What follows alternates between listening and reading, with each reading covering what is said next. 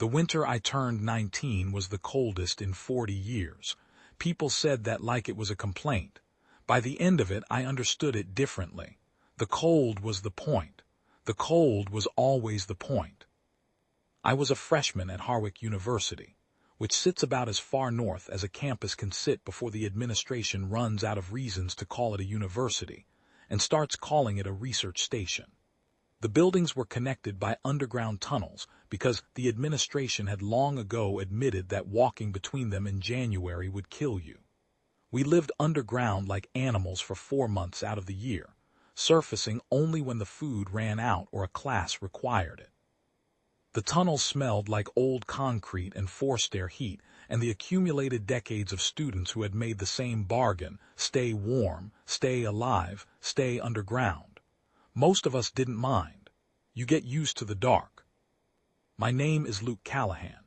I was a first-year sciences student with a mediocre GPA, a work-study placement in the chemistry building where I washed equipment and logged temperature readings for a professor I rarely saw, and a roommate named Roger who was the best person I have ever known.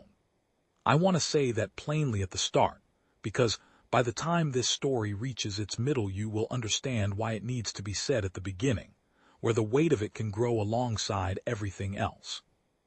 Roger and I were nobody. We were 2 kids from small towns who had been told that university was the next step, so we had taken it, and now we were here in the north in the cold, unsure what we were supposed to be becoming.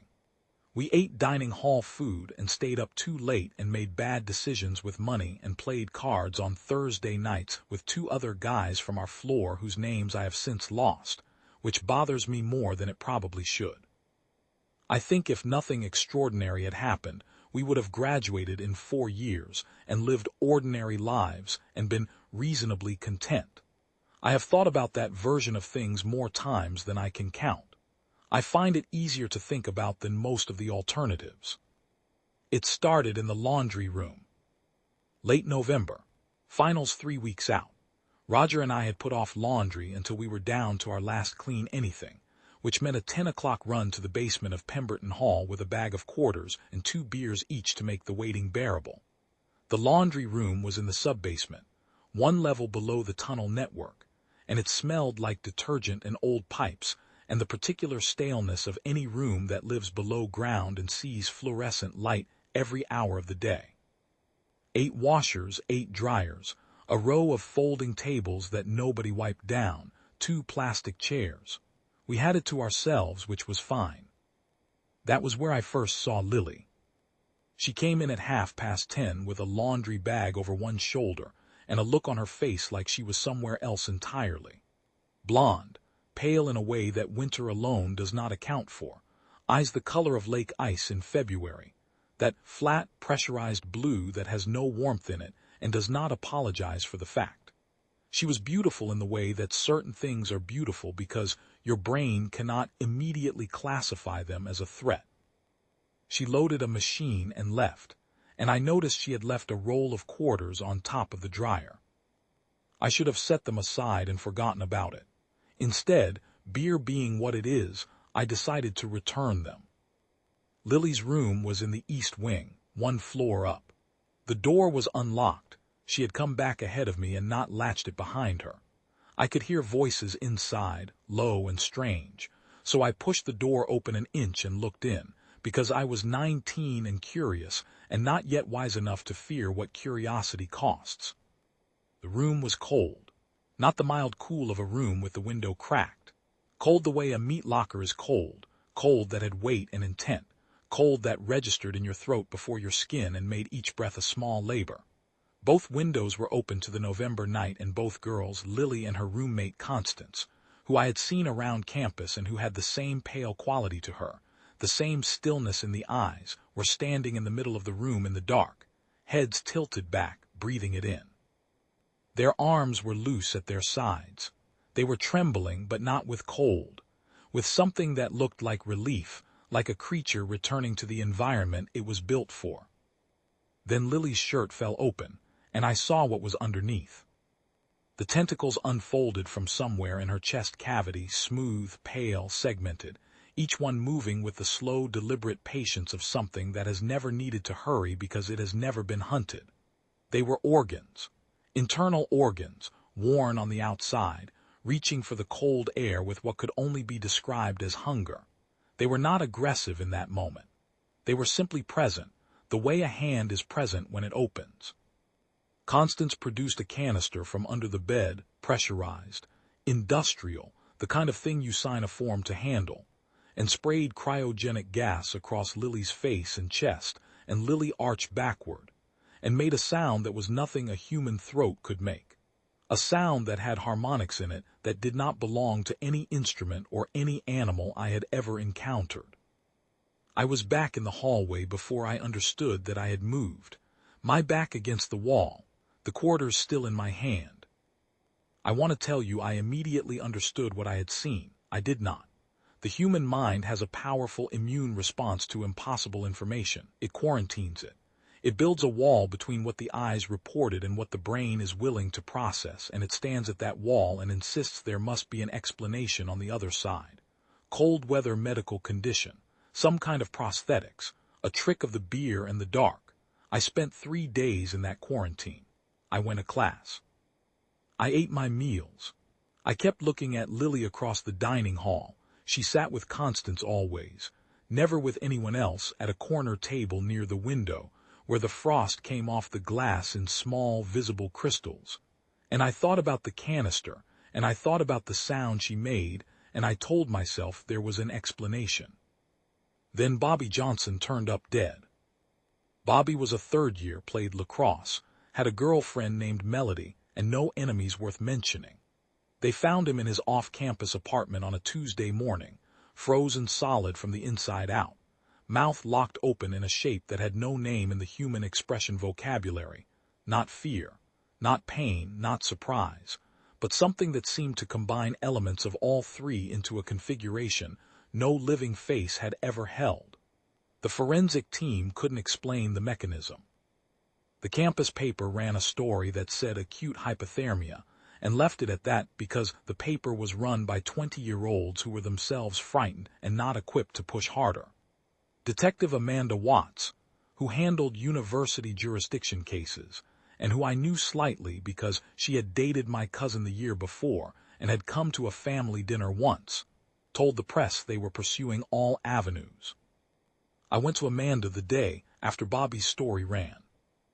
Her office was in the municipal building 3 blocks from campus, a small room with too much paper in it, and a whiteboard that was never entirely erased. She listened to me the way a seasoned detective listens to a 19-year-old freshman who claims to have watched 2 girls in a laundry room sprout tentacles and bathe in cryogenic gas. She wrote something in her notebook. She looked at me without expression for a moment, and then she said, "Anything else?" I said no. She told me to come back if I had more to go on. She was not dismissive in a way that felt personal. She had almost certainly heard stranger things and evaluated stranger sources. I did not fault her for it. Roger believed me without hesitation, which is a thing I have carried with me ever since. He sat on the edge of his bed that night. I had waited until we were alone and the floor had gone quiet, and he listened to the whole account. The laundry room, the windows, the sound, the canister, Bobby. He listened with his full attention, which was a quality he had that I have since encountered in perhaps 3 other people in my life. The capacity to listen without preparing what he was going to say in response, without filtering through his own experience for the nearest comparable, without performing skepticism or openness. He just listened, and then he nodded twice and said, "Okay, what do we do about it?" The first thing we tried was the camera. It was Roger's idea in its basic form. He said the problem was not knowing, it was having no evidence that anyone else would receive. We needed documentation, something Amanda could look at and could not explain away. His approach was methodical. Get the recording, get it to someone with authority, let the authority handle what came after. He was not thinking in terms of direct confrontation. He was thinking in terms of chain of custody and institutional response. That was how his mind worked, orderly, procedural, inclined toward the system even when the system had failed us several times already. I had a different read on how useful the system was going to be, but the camera was a good start regardless, and I agreed to it. We bought a small motion-triggered unit from the campus electronics shop with the last of my work-study check. I set it up in my room and spent 3 days maneuvering into Lily's proximity in ways that felt plausible: library, dining hall, the path between the science building and Pemberton that she walked on Tuesdays. She noticed me on the second day. I could feel the noticing, a specific quality of attention that felt nothing like being seen by a person who finds you interesting. More clinical than that, more like being assessed. On the 4th day, she came to my room. I had expected many versions of that moment. In most of them, she came in with some kind of cover excuse to borrow something, pretense of neighborly interest. Instead, she came in already dropping the pretense, already aware of the camera, already aware at some level that this was a trap, but coming anyway, which suggested that the trap was also an opportunity she was unwilling to leave on the table. What happened next was close enough to what I had hoped for, I can say that. The camera caught approximately 40 seconds of footage that would have been sufficient evidence for any rational evaluation before the malfunction happened. A power surge that the building maintenance log would later record as routine and localized. The screen on my phone went dark. Lily saw it happen. Her expression changed in the way her kind's expressions changed. Too fast, too complete. The face rearranging itself into something that made the human architecture underneath visible in its artificiality. And then she was moving, and then the candle on my desk went over and the curtain caught. She shed the form in the heat. I saw what they actually were, the true shape, the biological reality beneath the human template. For the full 3 seconds it took the fire suppression system to trigger. I will not describe it in detail because the detail is not what matters, and because some images are the kind that, if you describe them precisely enough, take up permanent residence in the listener and cannot be evicted. The shape was not monstrous in the Hollywood sense. It was simply profoundly not us. The wrongness of it was not in size or in violence, but in the deep structural difference. The evidence of a body that had solved the problems of existence using entirely different answers. Lily fled through the window. The fire suppression soaked my room. I sat on the wet floor and held the dead phone, and Roger found me there 20 minutes later when the smell of smoke reached him in the study lounge. He did not say, "I told you so." He sat down on the wet floor beside me and handed me one of the 2 beers he had apparently thought to bring, and we sat there while the suppression system dripped, and after a long time he said, "The camera didn't get it." "No," I said. He thought for a moment. "We try again differently." That was Roger. That was Roger. No drama. No defense of the world's normalcy. He trusted my eyes because he trusted me, and he thought the right response to discovering a monster in the building was to figure out what to do, not to debate the monster's existence. I have known braver people, technically. People trained for danger, people with more physical capability or more experience in genuine crisis. I have never known anyone with a more direct relationship to whatever situation was in front of them. He received the world as it actually was and responded accordingly. It sounds like a simple thing. Most simple things are the hardest. We started watching them. Not in a way that was easy to explain to anyone else, or to be proud of in the clean retrospective light. But we watched. We tracked their patterns across the campus, which buildings they entered and which they circled without entering, whether they used the underground tunnels. They did not, never, not once. They walked across open campus through the worst of the cold season, coatless in -15, while the rest of us could barely breathe through scarves. How they behaved on the rare days the temperature climbed above freezing. On those days they stayed inside. On the nights when the temperature fell hardest, there were more of them visible in the open, moving across the quad in 1s and 2s with the easy, unhurried gait of people who feel at home. We started counting. By the 2nd week of December, I had identified at least 9 individuals who matched the profile. All women, all living on campus or in the 2 off-campus buildings closest to the river, where the cold pooled in winter. All sharing the same quality of stillness, the same pale density, the same indifference to weather that should have been lethal. 9 that I could confirm. I did not let myself think about how many I might have missed. Gibby disappeared in the first week of December. Gibby was our friend. Ennis Gibbs, 3 doors down from us in Pemberton, a large jovial person who was the son of a plumber from a small Ontario town, and who carried that background with him in a way that was entirely without apology. He told the same 6 jokes on rotation, and somehow made each one feel like the first time. He had been seeing a girl named Natasha, dark-haired, very pale, came from somewhere even further north, she said, and left the specifics vague in a way that nobody pushed on because it wasn't a campus culture that pushed on personal specifics. Gibby had been happy about Natasha in the way that people are happy when they cannot believe their own luck. He went everywhere slightly elevated, slightly lit from within, as people in early love tend to do. He was gone one morning, his room locked from the outside, his jacket still on the hook by the door. His phone was on his desk.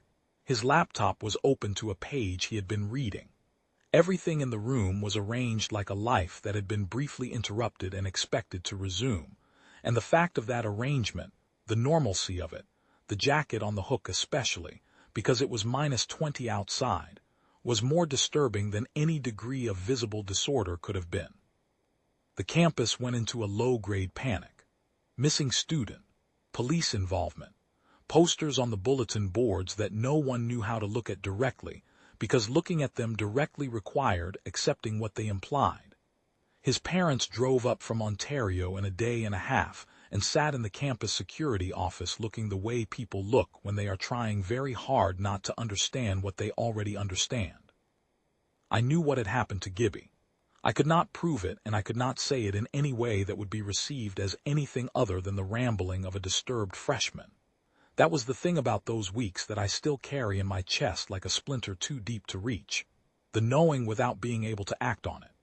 Watching something systematic and patient work through the people around me while I had no lever to use, no authority to summon, no language that anyone else would receive.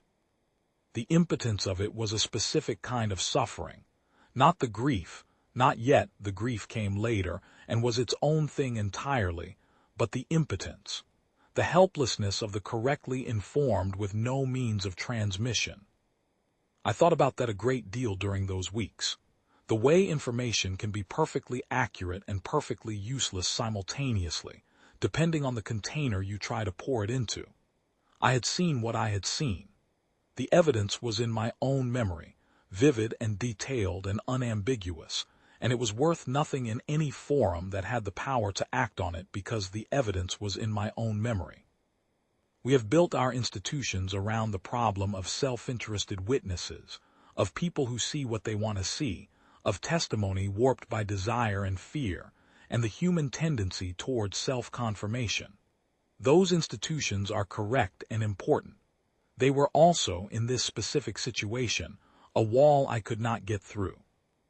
The thing I was reporting was so far outside the expected range that no institutional mechanism could process it without physical evidence, and I had no physical evidence that had survived the night in my room intact.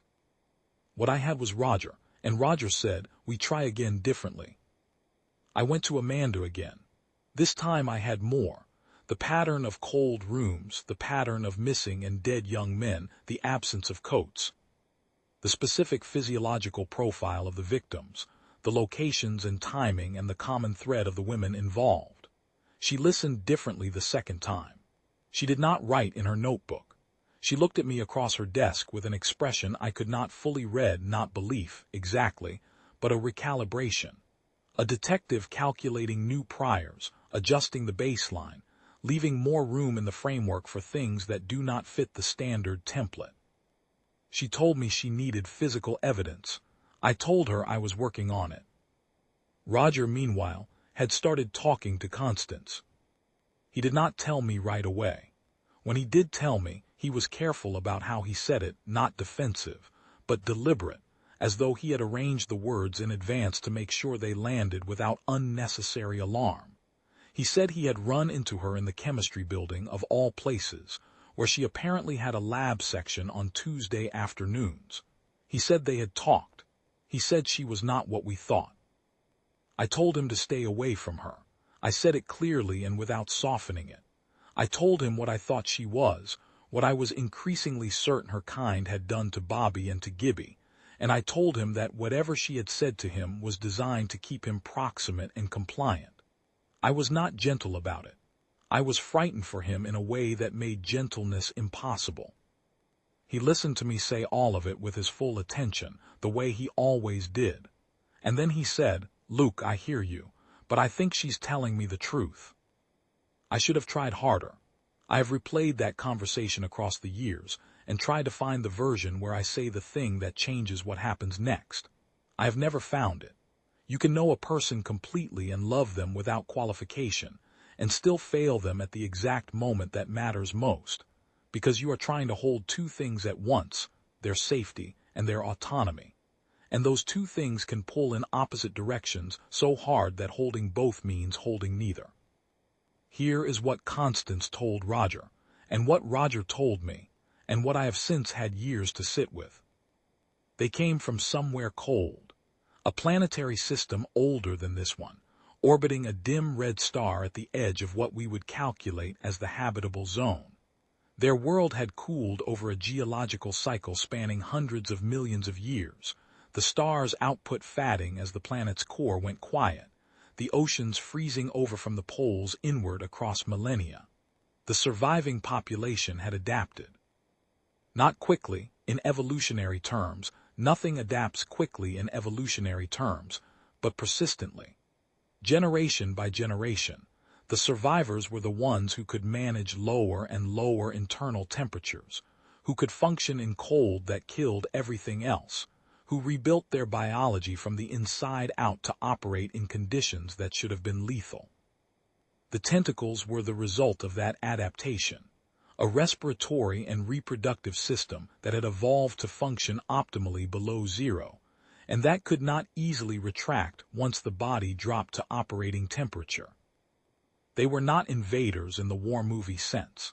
They had no interest in territory or resources or industrial capacity, or any of the things that drive one civilization to move against another.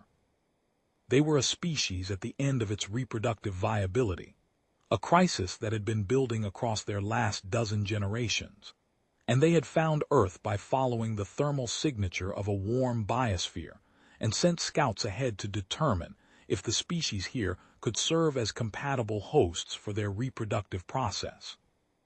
The mating required cold, required it at the cellular level, in ways that the biology of the implanted organism had to match if the process was to proceed without killing the host. Humans could not match it. The scouts had not known that clearly enough at the start. They had assessed human physiology from external observation, and from what limited biological data they could access, and they had believed that human males were sufficiently hardy to survive the implantation's thermal requirements. They were wrong. The ones who died, Bobby and Gibby, and 3 others I eventually connected to the pattern but whose names I will not put in this account because their families deserve to hold those names without this context attached, died because their bodies could not maintain any functional state at the temperatures the implantation required. Constance told Roger she hadn't wanted any of them to die. I believe she meant it. I have thought about whether that changes anything and I still don't have a clean answer. Intention is not the same as consequence. The dead are still dead regardless of the warmth or coldness of the feeling that preceded their dying. I do not think she was lying about the grief. I think the grief was real, and I think it did not prevent any of it from happening, which is not a paradox if you have spent any time observing what desperation does to organisms who are running out of options. But Roger sat with Constance in her cold room, cold the way her kind required, windows open, the temperature inside holding somewhere around -10, and he listened to her explain the extinction curve of her species and the desperation that had brought the scouts here. He was quiet for a long time when she was done, and then he asked her if there was any chance a human could survive the process. She said she did not know. She said no human had survived it yet. She said she thought it might be possible, theoretically, if the human were healthy and the conditions were optimal, and the implantation were done slowly and carefully by someone who understood what they were doing. He told her he was willing to try. He made that decision himself with full information, with his eyes open. He was not deceived. He was not manipulated in any way I can identify in retrospect. He was a person who heard about a dying species and decided that if there was something within his capacity to do about it, he was going to do it.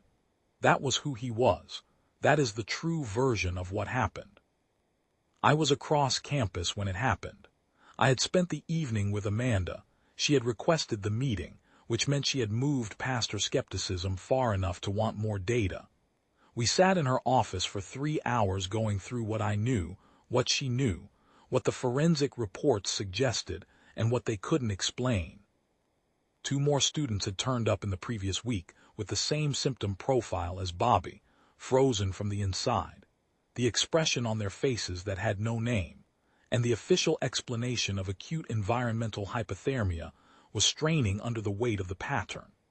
Amanda was a thorough person and a precise thinker, and by midnight she had a working framework for what we were dealing with, even if she had not yet said the word alien out loud, and I was not going to say it for her. My phone rang at midnight. Roger's number. When I answered, there was a sound I had never heard him make, not pain exactly, but something past the range of ordinary human response, something the body makes when it is being asked to do something it was never designed to do. I ran. Through the tunnels, up the east stairwell, down the corridor to their room. I have never run like that before or since, the kind of running that empties the mind of everything except the single destination, that turns the body into a pure instrument of forward motion and leaves no capacity for anything else. The kind of running you do when you already know, at some cellular level below conscious thought, that you are running towards something you cannot fix. The door was unlocked. The windows were open to the full depth of a -24 December night. The cold in the room was complete and pressurized and immediate. The fluorescent light above the desk cast everything in the flat, overlit way of rooms in crisis. Roger was on the floor on his back, and Constance was beside him kneeling, and the thing I least expected was her face, grief, uncomplicated and total, the grief of someone who had gambled with another person's life on the basis of a hope that had not held. She was not alien in that moment. She was not whatever category I had constructed for her kind. She was a living thing that had tried something and watched it fail in the worst possible way, and was sitting with what that cost. Something small moved in the air above Roger's open mouth, small and pale, moving with its own slow purpose. Then it was gone. He looked at me when I came through the door. His eyes were clear, and he knew me, and he said my name. Then he was gone, and what remained was a body, and that is the most complete transformation I have ever witnessed, and the one I am least equipped to describe. Because the difference between a person and a body is not visible, but is absolute, and the moment of crossing from one to the other is the starkest thing a human being can observe. Constance said nothing. She held his hand, which was already past the temperature at which hands can hold warmth. I left her there. I am not proud of what followed in the next hour. Grief, when it has no place to go, becomes fuel for something harder and more focused and less clean. I want to be honest about that because pretending otherwise, performing the calm of a person who has processed their loss and arrived at measured resolve, would be a disservice to the account. I was not calm. I was not strategic in the way strategy is supposed to work. I sat in my own room in the dark for 40 minutes, and then I got up and I called Amanda, and I told her we were out of time for frameworks and evidence and working theories. She answered on the second ring. She said, "Tell me what you need." By 4 in the morning, we had a plan. It was crude, and it was built on improvisation, and it was the best we could do with the resources available to two people. One of them, a detective with access to university, building schematics and maintenance records. One of them, a chemistry work-study student who had spent a semester wandering the maintenance corridors of 4 campus buildings, and who had learned in that wandering more than he had been assigned to learn about the thermal infrastructure that kept the whole campus from freezing. What we knew, they were drawn to the cold. They operated in the underground tunnel network at night because it was their best access to the campus without exposure. What we knew, heat destroyed them. The fire in my room, the candle Lily had knocked over during my failed attempt to record her on camera 4 nights before the tunnel operation, had been enough to drive her out of her human form entirely. She had not simply reacted to the pain. She had come apart. The heat did not just damage them. It reversed whatever biological process permitted them to hold the human form together, unraveled the proteins or the cellular structures or whatever mechanism allowed the disguise to function, and left them raw and unable to maintain the shape. The university's central heating system ran through high-pressure steam pipes in the maintenance corridors beneath every building on campus. The steam left the central plant at 312 degrees under approximately 150 pounds of pressure per square inch, distributed through a network of insulated lines to radiators and air handlers throughout the system. The pressure regulation valves and emergency shutoffs were located at junction points in the maintenance tunnels.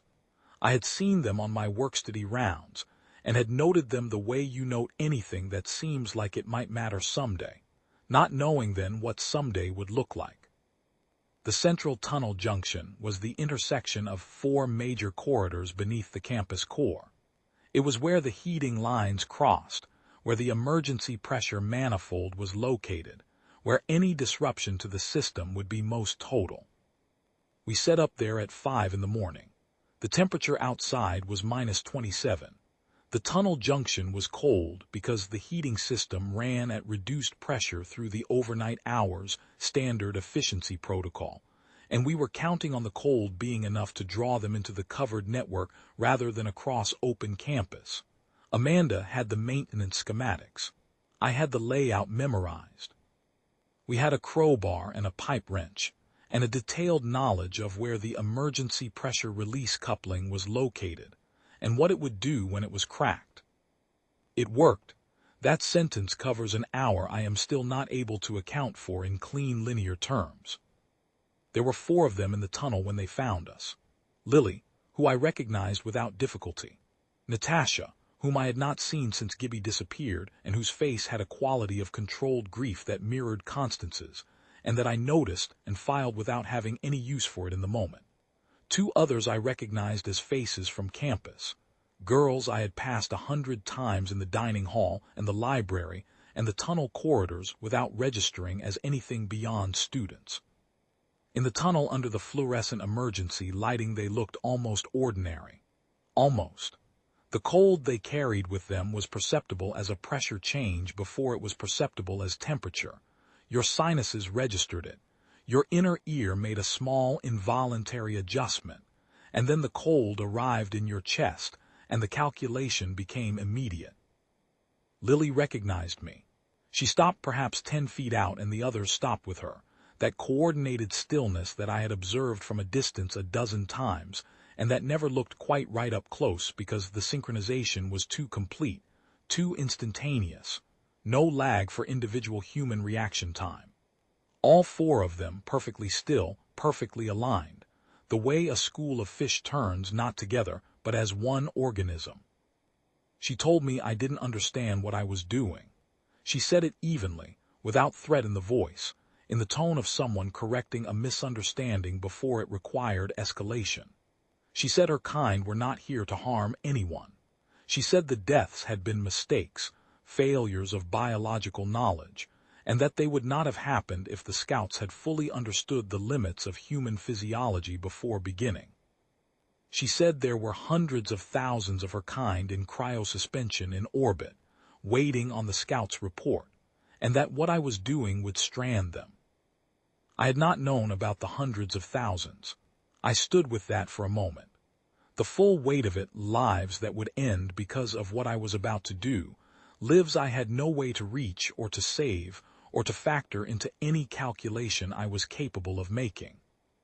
I thought about Bobby's face, the expression with no name. I thought about Gibby's jacket on the hook.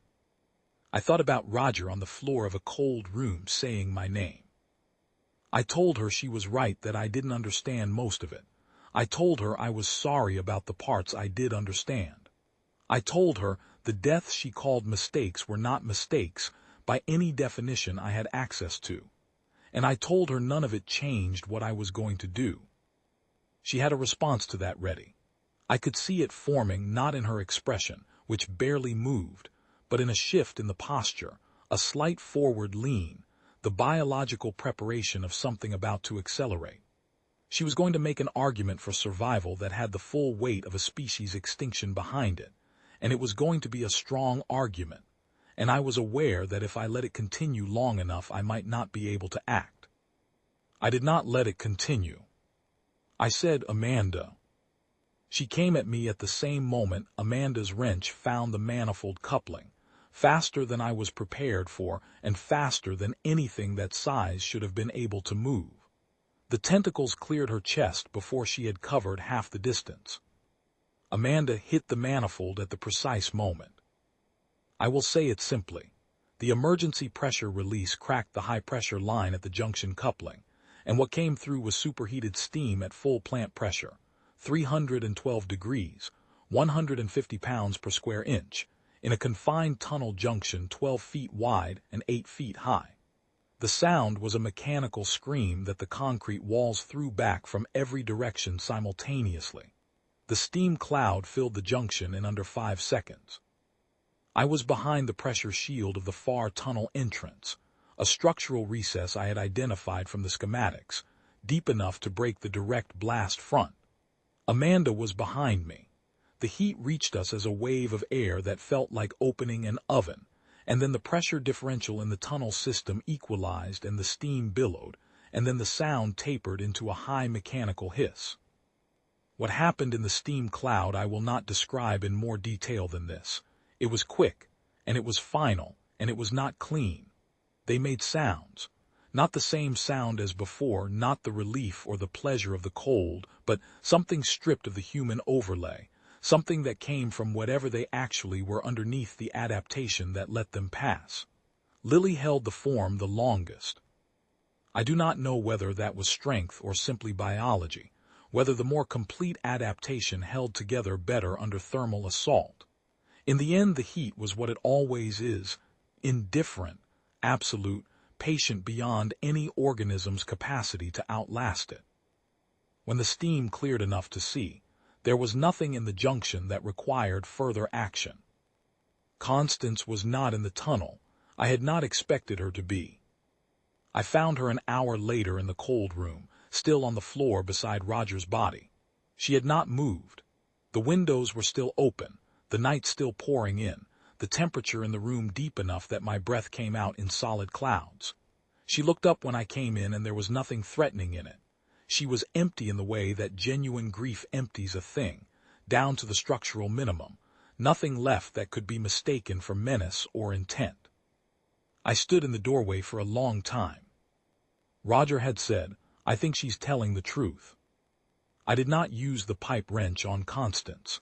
I want to say that was a fully formed ethical decision arrived at through careful reasoning. It was partly that.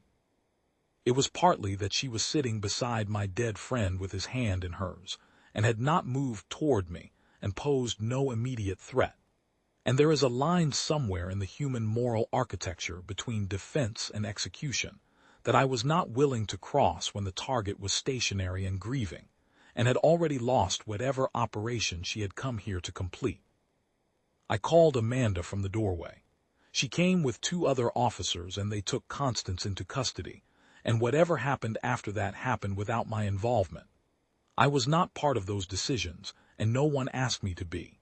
The official world received Constance and began the process of figuring out what category to put her in, which I assumed would take considerably longer than any of them anticipated.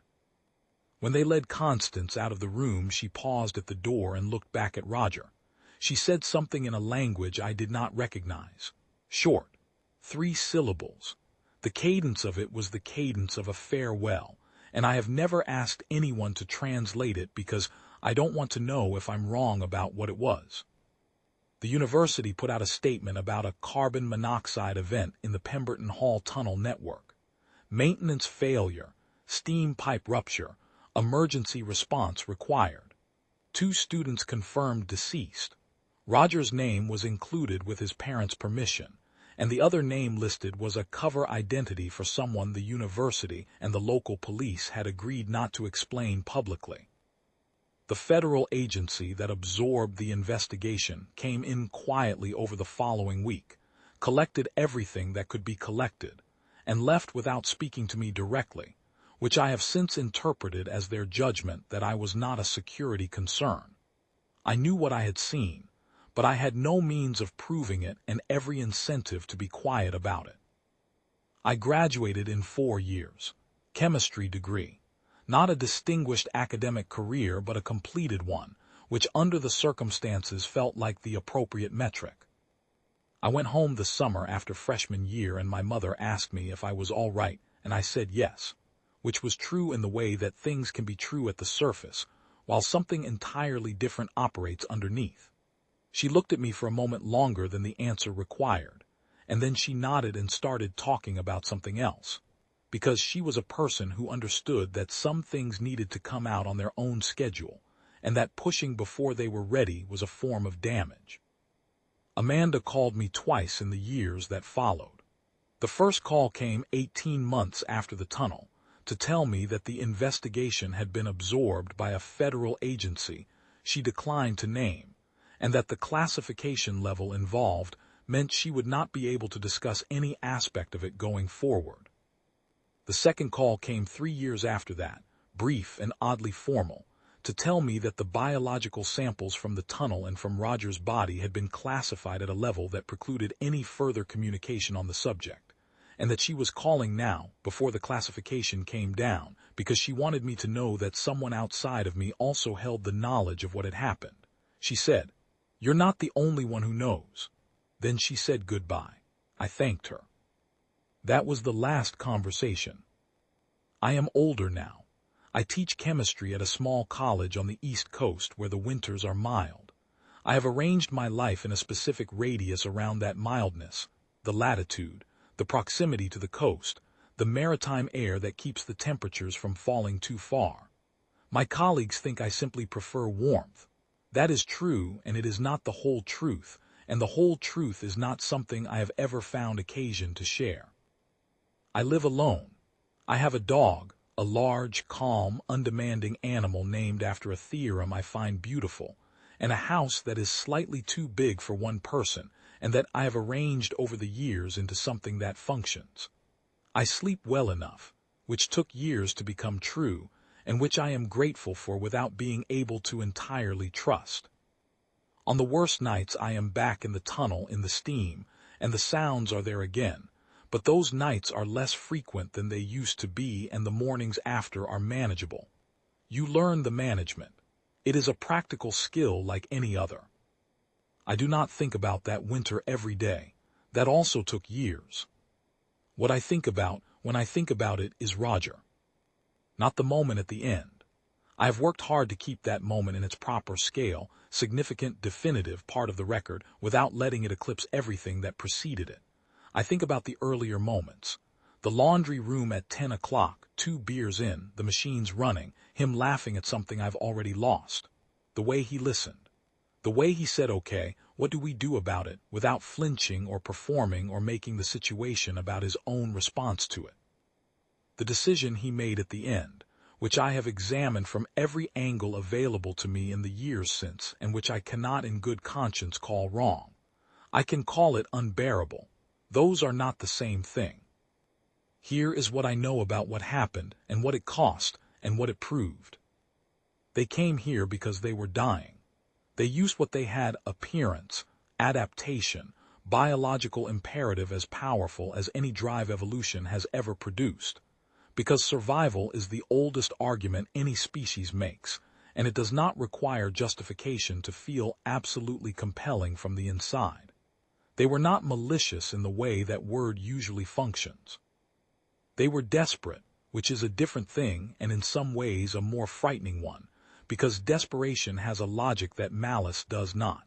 Malice can be opposed on moral grounds. Desperation requires you to understand it even as you stop it, and understanding is harder and costs more. And we stopped them. Not with a fleet, not with a coordinated planetary defense, not with a weapon that governments had spent decades developing against exactly this contingency. We stopped them with 2 people in a maintenance tunnel and a pipe wrench and the specific knowledge, bought at a price I will spend the rest of my life accounting for, of one specific weakness, applied at the right moment, without hesitation. I have thought about whether that is something to be proud of. The answer I keep arriving at is that proud is the wrong category. What happened was necessary, and it cost more than it should have, and the accounting is not yet finished. But it was done by 2 people who had nothing, no training, no mandate, no institutional backing, no certainty that they were right. And who did it anyway, because the alternative was to do nothing, and they were not built for doing nothing when doing nothing had a specific visible cost in the faces of specific people they knew. That is the thing about the hesitation. Everyone who has not been in a moment like that underestimates the flinching problem. The way the body makes its full argument at the last second. This is too much. This is beyond your capacity. Step back, reconsider. There must be another way. You have already lost enough. Every self-preservation instinct you have spent a lifetime constructing makes its case simultaneously, in full voice, at the exact moment when the window for action is narrowest. And you have to override all of it at once on the basis of something as thin and stubborn as the knowledge that, if you step back, something worse happens to someone else. I did not step back. I say that not to congratulate myself. I was frightened the entire time, and I acted frightened, and I am not going to retroactively smooth that into something cleaner. I say it because I think it is the one true thing about human beings that the universe consistently underestimates. We are bad at knowing our limits, not in the overconfident action movie way that gets people killed, in the actual way. The way that means when something asks us what we can bear, we genuinely do not know the answer until the moment of asking, and the answer is routinely more than anything reasonable would predict. They had studied us. Whatever intelligence had preceded the scouts, whatever biological and behavioral assessment had been done before they arrived, they had calculated that humans would not be a meaningful obstacle. We were too fragmented, too small in our individual actions, too reliant on institutions and authorities and collective response mechanisms that move slowly and require verification and chain of command before they act. They were right about most of that. They were right that we are not, as a species, well configured for rapid unified response to a threat we cannot yet name. They were right that our systems of knowledge and authority are slow and skeptical, and require the kind of evidence that a careful, patient infiltration is designed to never produce. What they had not accounted for was the space between the institutions, the 2 people in the basement, the one who refuses to stop looking and the one who says, okay, what do we do about it? They had not modeled for the fact that human beings in proximity to people they love do not require institutional authorization to act. We do not wait for the signal from the top. We do not wait for consensus or official confirmation, or the moment when the evidence crosses the threshold that the system requires. When the person 3 doors down has his jacket on the hook and is not coming back to get it, something in us that is older than any institution decides to move. They had not modeled for grief as fuel. They had not modeled for the stubbornness of the correctly informed with nothing left to lose. And by the time they understood those things, it was 5 in the morning in a maintenance tunnel, and the pipe coupling was already cracked. They had not accounted for the fact that grief, for us, is not a reason to stop. For some species, perhaps, loss is a signal to withdraw, to reassess the cost-benefit, to cut losses and redirect resources to more viable avenues. For us, grief is frequently the exact opposite. For us, grief has a way of removing the margin, the comfortable distance between action and inaction, the question of whether it is worth it. When the person you have lost is Roger, the question of whether it is worth it ceases to have any traction. There is no calculation that produces the answer stop. I don't know what became of Constance. I have thought about her more than I expected to in the years since. I have thought about her 3 syllables at the door and Roger's hand in hers, and the fact that she had tried to do something that had not worked, and that she had stayed with him afterward when staying served no strategic purpose whatsoever. A creature optimizing for survival would have been gone before I arrived. She stayed because something beyond optimization was operating in her. Call it love, call it guilt, call it the same irrational insistence on presence that leads humans to sit beside hospital beds and hold hands that can no longer feel them. Whatever it was not nothing. I hope the people who received her were curious before they were conclusive. I hope someone sat across a table from her and asked real questions and listened to the full answers before the classification came down. I don't know. That is entirely outside what I can know, and I have made what peace with that I am capable of making. The last winter I spent at Harwick, senior year, I walked across open campus on the coldest morning of the year, -29 by the thermometer outside Pemberton Hall. The sky was the flat pressurized white of a sky that has decided to commit to winter indefinitely, a white that is not bright but heavy, the color of something that has made up its mind. The campus was empty of everyone, not a single person in either direction across the quad. Everyone was underground, which was the sensible place to be, which was where human beings had decided to put themselves when the environment made the argument for it clearly enough. I walked to the east wing and stood outside and looked up at the windows on the 2nd floor. The cold went through everything I was wearing inside of 40 seconds. My lungs registered each breath as a small controlled pain, that specific deep cold that gets past the layers and makes itself known in the bones of your chest. I stood there until I was done with whatever I had come to be done with, which was not the grief. The grief does not finish, not the real kind, but something adjacent to it, some accounting that required being done in that place and in that temperature and could not be completed anywhere warmer or more comfortable. Then I went inside. That is all there is at the end of something like this. You survive what you were not supposed to survive and you go inside. You go back to the tunnel corridors and the lab tables and the daily ordinary requirements of a life that continues. You go forward. The cold has no opinion about whether you make it, which is not comfort exactly but is something. It asks nothing of you, expects nothing, and when you remain standing in it, the fact of remaining standing is entirely and only your own. Roger would have found something precise to say about that, something dry and accurate that reframed the whole situation into something slightly more bearable without making it smaller or easier than it actually was. He had that gift. The ability to find the exact word that names a thing clearly without diminishing it, that gives you the handle you need to carry it without pretending it weighs less than it does. He would have handed me a beer. We would have sat in the basement laundry room with the machines running and the detergent smell and the bad plastic chairs and the fluorescent light that made everything look slightly underwater, and it would have been enough. It was always enough. That is the thing I keep returning to, the thing I want to be the last thing I say. It was always enough. The ordinary hours were complete in themselves. 2 unremarkable people being unremarkable together in a basement is a full thing, not a lesser thing, not a placeholder for something more significant. You do not need to survive anything extraordinary to justify the value of those hours. But if something extraordinary comes for the people in that basement, you pick up the wrench. You stand in the cold.